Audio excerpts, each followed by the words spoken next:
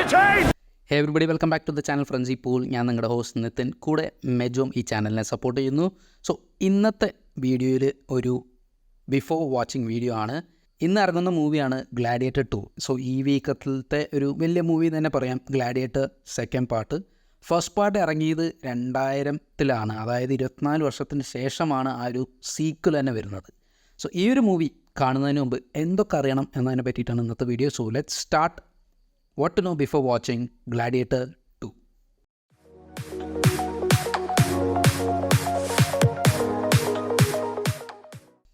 നേരത്തെ പറഞ്ഞ പോലെ തന്നെ 2000-ൽ ഇറങ്ങിയ ഗ്ലാഡിയേറ്ററിൻ്റെ സീക്വലാണ് ഈ ഒരു പടം. ആ ഒരു 2000-ൽ ഇറങ്ങിയ പടത്തിലത്തെ കാസ്റ്റിനെ പറ്റി പറയുകയാണെങ്കിൽ റസൽ ക്രൗ ആണ് അതിലത്തെ മെയിൻ ക്യാരക്ടറായിട്ട് അഭിനയിക്കുന്നത്, മാക്സിമസ്. പിന്നെ റിച്ചർഡ് ഹാരിസ് എന്ന് പറഞ്ഞ ആക്ടർ അഭിനയിക്കുന്നത്.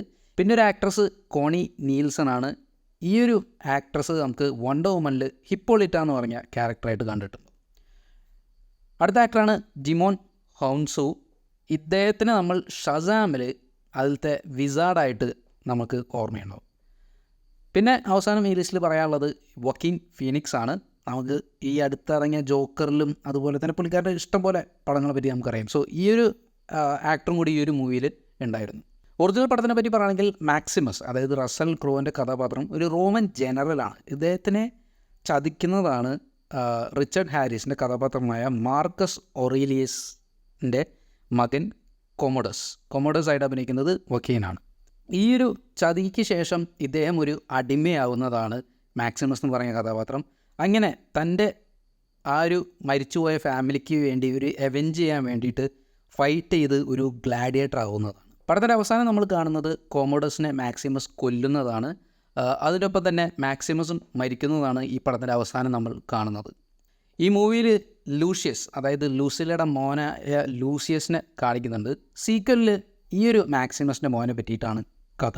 ആദ്യത്തെ ഗ്ലാഡിയേറ്റർ മൂവി ഡയറക്റ്റ് ചെയ്തിരിക്കുന്നത് റിഡ്ലി സ്കോട്ടാണ്. ഈ ഒരു ഡയറക്ടറെ പറ്റി പറയുകയാണെങ്കിൽ ഏലിയനും ബ്ലേഡ് റണ്ണറും പിടിച്ചിട്ടുള്ള ഒരു നല്ല അടിപൊളി ഡയറക്ടറിനെയാണ്. കാരണം ആളുടെ പടങ്ങളൊക്കെ അത്രയും ക്ലാസ് പടങ്ങളാണ്. ഇതിൻ്റെ സീക്വലും ഡയറക്റ്റ് ചെയ്തിരിക്കുന്നത് റിഡ്ലി സ്കോട്ട് തന്നെയാണ്.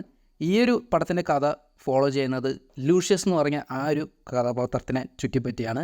അതായത് ആ ഒരു ഗ്ലാഡിയേറ്ററിൽ നടന്ന കഥകളുടെ 20 വർഷങ്ങൾക്ക് ശേഷം നടക്കുന്ന ഒരു കഥയാണ്. ഇദ്ദേഹം നുമീഡിയ എന്ന് പറഞ്ഞാൽ ഇന്നത്തെ അൾജീരിയ എന്ന് പറഞ്ഞ കൺട്രിയാണ്, അവിടെയാണ് താമസിക്കുന്നത്. റോമൻ ജനറലായ മാർക്കസ് അക്കേഷ്യസ് ആ ഒരു സ്ഥലം ഇൻവേഡ് ചെയ്യുകയും തൻ്റെ വൈഫ് അങ്ങനെ മരണപ്പെടുകയും ചെയ്യുന്നു. അങ്ങനെ അടിമയാവാനായിട്ട് ഫോഴ്സ് ആവുന്നതാണ്. മാക്സിമസിന് ഇൻസ്പയർ ആയിട്ട് ഗ്ലാഡിയേറ്ററായിട്ട് ഫൈറ്റ് ചെയ്യുന്നതാണ് ലൂഷ്യസ് മാക്രീനസ് എന്ന് പറഞ്ഞ ഒരു ക്യാരക്ടറിൻ്റെ അണ്ടറിൽ. ഈ ക്യാരക്ടറായിട്ട് ഡെൻസിൽ വാഷിങ്ടൺ ആണ് അഭിനയിക്കുന്നത്. ഇദ്ദേഹത്തിൻ്റെ പ്ലാൻ എന്താണെന്ന് വെച്ചാൽ ആ ഒരു ചെറുപ്പക്കാരായ 2 എംപറേഴ്സിനെ അവരുടെ സ്ഥാനത്തിൽ നിന്ന് മാറ്റി ഇദ്ദേഹത്തിന് കയ്യേറാൻ വേണ്ടിയിട്ടാണ്. പോൾ മെസ്കൽ എന്ന് പറഞ്ഞ ആക്ടറാണ് ലൂഷ്യസ്, അതായത് മാക്സിമസിൻ്റെ മകനായിട്ടുള്ള ആ ക്യാരക്ടറായിട്ട് അഭിനയിക്കുന്നതും ഈ ഒരു മൂവിയുടെ പ്രൊട്ടാഗനിസ്റ്റ് എന്നും പറയാം. പിന്നെ ഡെൻസിൽ വാഷിങ്ടൻ്റെ കാര്യം നമ്മൾ നേരത്തെ പറഞ്ഞു. മാക്രീനസ് എന്ന് പറഞ്ഞാൽ മുമ്പ് ഒരു അടിമയായിരുന്നൊരു കഥാപാത്രമാണ്. പക്ഷേ ഇദ്ദേഹത്തിന് ഇപ്പോൾ ഒരു എംപറർ ആവാനായിട്ട്, ആ ഒരു രാജാവിൻ്റെ ഒരു സ്ഥാനം കിട്ടാൻ വേണ്ടിയിട്ട് ഗ്ലാഡിയേറ്റേഴ്സ് ഉണ്ട് ഇഷ്ടംപോലെ ഇദ്ദേഹത്തിൻ്റെ കയ്യിൽ. അതുപോലെ തന്നെ പണവുമുണ്ട്. അതുപോലെ എന്തും ചെയ്യാനായിട്ട് ആ ഒരു എംപറർ കിട്ടാൻ വേണ്ടി എന്ത് ചെയ്യാൻ മടിക്കാത്ത ഒരു ക്യാരക്ടറാണത്. ഡെൻസിൽ വാഷിങ്ടണും റിഡ്ലി സ്കോട്ടും കൂടി ഒന്നിക്കുന്ന രണ്ടാമത്തെ ഒരു മൂവിയാണത്. ഒറിജിനലി ഇവർ 2 പേരും അമേരിക്കൻ ഗാങ്സ്റ്ററിൽ വർക്ക് ചെയ്തിട്ടുണ്ട്. ഈ മൂവിയിൽ അഭിനയിക്കുന്ന മറ്റു ആക്ടേഴ്സാണ് ഒന്ന് പെഡ്രോ പാസ്കൽ ഇപ്പോൾ ഭയങ്കര ഫേമസ് ആയിക്കൊണ്ടിരിക്കുന്ന ഒരു ആക്ടറാണ്. അദ്ദേഹം Game of Thrones, Last of Us, അതുപോലെ തന്നെ മാൻഡലോറിയനിലും അഭിനയിച്ചിട്ടുണ്ട്. പിന്നെ ഇറങ്ങാൻ പോകുന്ന ഫാന്റാസ്റ്റിക് 4-ൽ മിസ്റ്റർ ഫാന്റാസ്റ്റിക് ആയിട്ടും അഭിനയിക്കുന്നുണ്ട്. ഈ ഒരു ആക്ടർ ഇതിൽ റോമൻ ജനറലായ മാർക്കസ് അക്കേഷ്യസ് എന്ന് പറയുന്ന ക്യാരക്ടറായിട്ടാണ് അഭിനയിക്കുന്നത്. പിന്നത്തെ ഒരു ആക്ടറാണ് ജോസഫ് ക്വിൻ. ഇദ്ദേഹം സ്ട്രേഞ്ചർ തിങ്സിൽ എഡി മൺസൺ ആയിട്ട് നമ്മൾ കണ്ടിട്ടുണ്ട്. അതുപോലെ തന്നെ ഇറങ്ങാനിരിക്കുന്ന ഫാന്റാസ്റ്റിക് 4-ൽ ജോണി സ്റ്റോം ആയിട്ടും അഭിനയിക്കുന്നുണ്ട്. എംപറർ ഗെറ്റ എന്ന് പറഞ്ഞ ക്യാരക്ടറായിട്ട് ഈ ഒരു ആക്ടർ അഭിനയിക്കുന്നത്. അതുപോലെ തന്നെ ഡെറക് ജക്കോബിയും കോണി നീൽസണും ആ ഒരു ഒറിജിനൽ ഗ്ലാഡിയേറ്ററിൽ അഭിനയിച്ച ആക്ടേഴ്സും ഈ ഒരു പടത്തിലുണ്ട്. ഡെറക് സെനറ്റർ ഗ്രോച്ചസ് ആയിട്ടും ലുസില ആയിട്ടും കോണി അഭിനയിക്കുന്നു. ട്രെയിലറിൽ തന്നെ നമുക്ക് കുറേ കാര്യങ്ങൾ മനസ്സിലാക്കാൻ പറ്റിയത് ആ ഒരു ഒറിജിനൽ ഗ്ലാഡിയേറ്ററിൻ്റെ പോലെ തന്നെ വലിയ ഫൈറ്റ് സീക്വൻസസ് ഉണ്ട്. കുറേ ആനിമൽസും വെപ്പൺസും കാര്യങ്ങളൊക്കെ ബിഗ് സ്ക്രീനിൽ തന്നെ ഈ ഒരു ട്രെയിലറിൽ കാണിച്ചിട്ടുണ്ട്. അതുപോലെ തന്നെ ആ ഒരു ബാറ്റിൽസ് എല്ലാം വീണ്ടും കൊലോസിയത്തിൻ്റെ ഉള്ളിൽ ഫൈറ്റ് ചെയ്യുന്നുണ്ട്. അത് മുമ്പത്തെ ആ ഒരു ഫസ്റ്റ് പാർട്ടിലുണ്ടായിരുന്ന കുറേ സംഭവങ്ങളൊക്കെ തന്നെയാണ്. അപ്പോൾ ആ ഒരു ഏൻഷ്യൻ റോമാണ് കാണിക്കുന്നത്, ആ കാലത്ത് ഫങ്ഷൻ ചെയ്തിരുന്ന ആ ഒരു റോമിൻ്റെ കാലഘട്ടം മൊത്തം. പിന്നെ ഇതിലെടുത്ത് പറയാനുള്ളത് ഓഫ് ആ ഒരു പൊളിറ്റിക്സിൻ്റെ കഥ തന്നെയാണ്. ആ ഒരു പവറിന് വേണ്ടിയിട്ട് എന്തും ചെയ്യാൻ മടിക്കാത്ത ആൾക്കാരുടെ കഥ തന്നെ.